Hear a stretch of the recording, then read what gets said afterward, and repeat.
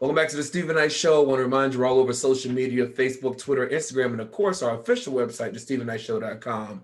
Also subscribe to us on YouTube, Stephen Knight Show. All right, so how's everybody doing? We're down one today. Chike's out, but how's Lynia, Nayyir, how y'all feeling? It's Monday. Right. Exactly. That's right. Happy Monday. Yep. Absolutely. Actually, I had a very productive Monday. I have to say that, but that's a good thing. I don't like Mondays. Our question. I'm sorry. I don't like Mondays. I know. I don't either. Our question of the day is: what childish things do you still enjoy, Nayyir? Listen, I've been trying to figure this out since you sent this earlier, and I really don't know because I don't feel like nothing's childish no more. I don't care how old I am, but I really don't. I can't. I really couldn't think of anything. I think maybe the most recent thing I may have done, I went and got on a swing. And I was just swinging, and then I was like, "Oh Lord, how am I gonna stop?" Not how I used to. That's the only thing I can think. I know it's other things, but for right now, that's the only thing that pops in my head. Going on the swing. Right. What about you, Nayyir? I guess I occasionally enjoy just not listening. You know, when somebody tell you to do something, you intentionally just, kick in the childlike mode and just to play with them, and just don't listen. Somebody said, don't do that. Don't you just do it, Yeah. I enjoy the spirit of that still. My wife might tell me to do something and I won't do it with a smile, Right. You are horrible. Well, now you say that because I couldn't really think of either, but I'm really good at ignoring people, and I do it on purpose. That's a grown thing. That ain't no kid thing. That's a grown thing. I'm really good at that though, and I know it burns people up. All right, well, tweet us at home. Let us know what is the childish thing you still enjoy. We have some good answers on Facebook, by the way. All right, so today was day 16 of the Derek Chauvin trial, and prosecution has given the closing arguments in the trial ahead of the jury's verdict. Remind jurors that George Floyd's death was definitely a murder. Now, during the closing arguments today, his defense team, led by Eric Nelson, stated that due to George Floyd's extreme strength, he tried to call it superhuman strength, Chauvin was justified in restraining him. He also revealed that since George Floyd was talking while he was being restrained, he could breathe. And according to some, that's a common thing that police officers say, although experts who testified said that because you're talking doesn't mean you can breathe. Nayyir is now in the jury's hands during deliberation for the next few days. I know that you were hesitant and you're kind of apprehensive about what's going to happen. Well, how are you feeling when you hear these closing remarks? I don't really feel a certain way. I know it's a game, and I know you got one side fighting for just to get off, and you got the other side fighting for what they're fighting for, whether they make it seem like they're fighting for a good cause or not. They want to win the case too. But again, I won't be surprised if justice is not met or does not meet the public where we believe it should, the Black American public. I won't be surprised. Apparently, Maxine Waters was at protest over the weekend, and she made a comment, something like, if he doesn't get found guilty, we need to push back more. That she didn't use those words. That's pretty much what she was saying. And so apparently I heard that the judge said that the trial could be thrown out because of her statements. So, I mean, I'm thinking, are they trying to find a way to let this guy off? What are your thoughts, Lynia? As much as people have been talking outside of this case, and just because she said that it can be thrown out, like on what grounds? Right. She's expressing her opinion, and she's entitled to do that just like anybody else. I know that there was like at the end of the prosecutor's summation, he said that, was it the prosecutor, or I think it was the prosecutor?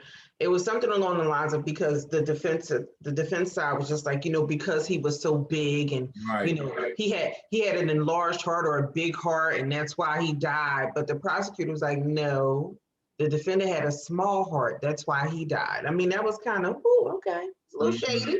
Right. But I mean, but I'm like Nayyir. It's like, we want to be optimistic, Right. but we also know what happens in these situations, and there's never, ever any justice. Yeah. They said 1/3 of police officers are found guilty, typically in these cases. Yeah. But they there's something I was gonna say. I lost my train of thought. Oh, they already have in major cities, they already have a lot of the stores boarded up and National Guard sent out, especially obviously in Minnesota. So Really? And that's crazy too, because it's like they plan, our unrest. It's a game for them. So board up the windows for a couple of months, close the doors, and then it'll be back to normal to the next situation. It's like a game. That's another reason why I'm not so. What are our people going to do? If he does, when is it ever going to be the time for us to really do what Maxine is saying? What she's really saying, It's amazing how National Guard is on speed dial right now, but on January 6th, where were they weren't on speed dial. So I mean, that's very, very interesting. And I don't know if you guys caught what Chris Como said. Chris Como. Now, Chris Como said something that he probably might get in trouble for, not from us. Right.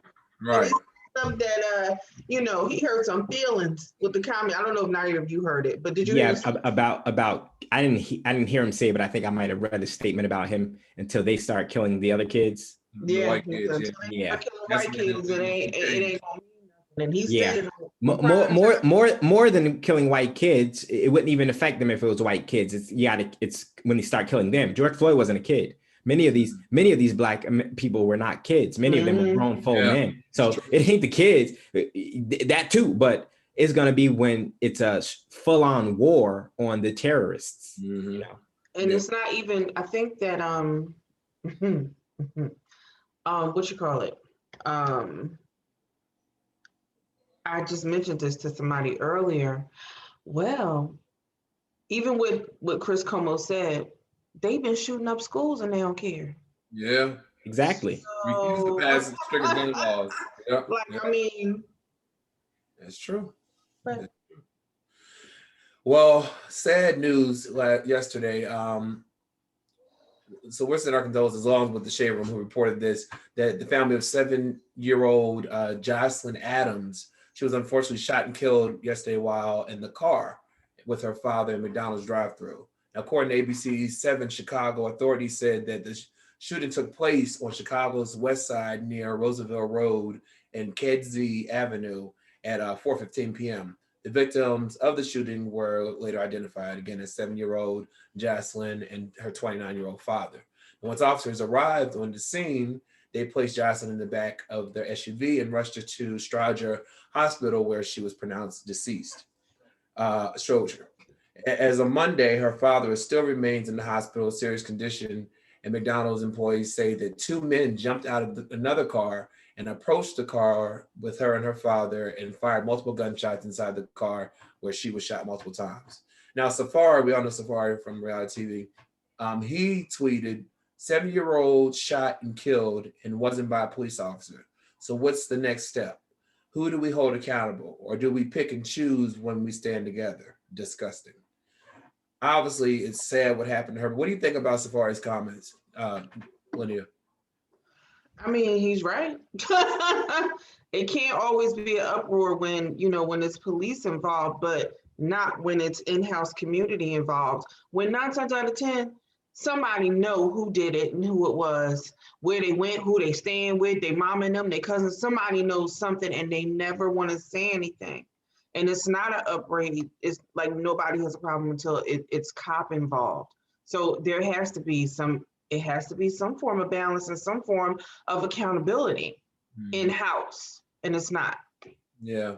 I know people typically when it comes to like police brutality and then they bring up black on black violence, and a lot of people say that's two separate issues. Obviously, both need to be dealt with. But do you think in this case what he's saying, because since there has been such an uprise, you know, with police brutality, and now we're seeing this young innocent girl killed, do you think this is the time to have that conversation now? Yeah, it's still the time to have the conversation. We got to do something about our family in Chicago. You know, Chicago, New Orleans, we got to do, especially Chicago. We got to do something about our family. We got to save our brothers and our sisters and our children in Chicago. Chicago it's a city on fire. I mean, it is unprecedented, the amount of murders that happen in that city year after year. You know, it is just, they're not the only, it's not the only city, but I'm talking about within our community. It's insane. It's insane. But it's always the time to have that conversation.